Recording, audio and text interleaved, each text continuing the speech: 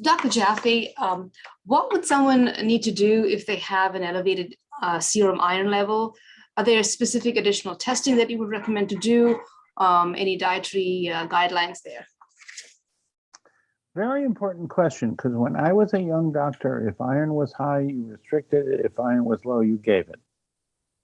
And then we found out that iron is multivalent. What does multivalent mean? In the healthy state, it is ferrous, Fe plus 2. Your body regulates through urine, sweat, and stool the healthy ferrous plus 2 iron.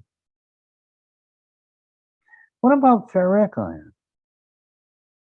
What about a lack of antioxidants due to too much anti-nutrients and too little of the good antioxidants that allows iron to become ferric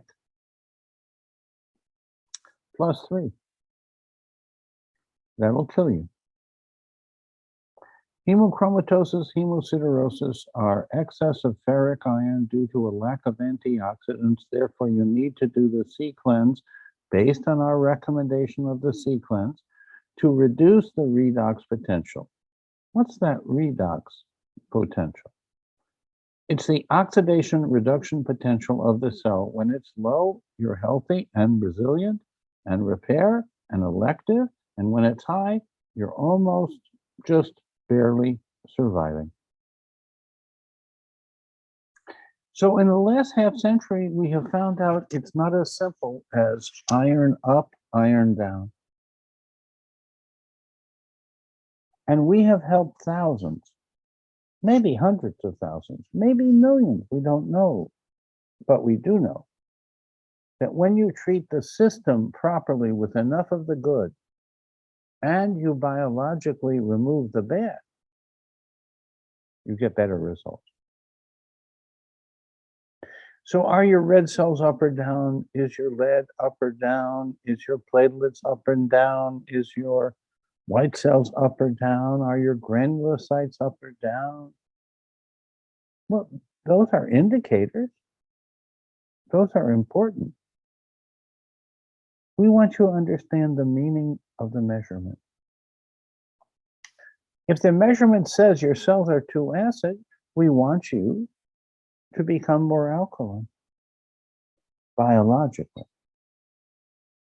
If your cells say you're too alkaline and you're catabolic, well, we want to recover from the stress and trauma and surgery that may have put you into a catabolic state. So we want you to have enough of what you need, but not too much, and we want you to understand the meaning of the measurements.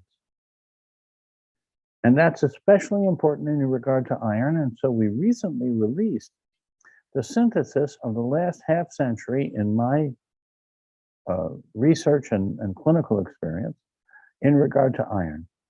How to understand what a measurement of iron means, and what the meaning of the measurement is, and what to do about the meaning of the measurement, because it's actually complex. So at a minimum, you need iron, ferritin, fibrinogen, iron binding capacity, saturation percentage. Then you need to know how much ascorbate to achieve the C cleanse. Because you can measure all the iron parameters and still be totally confused. Unless you also know how much antioxidant it takes to deal with the pro-oxidative stress that that individual is under, and that's where the C cleanse was developed decades ago, and we continue to refine and make it easier. We continue to improve and make it more accessible.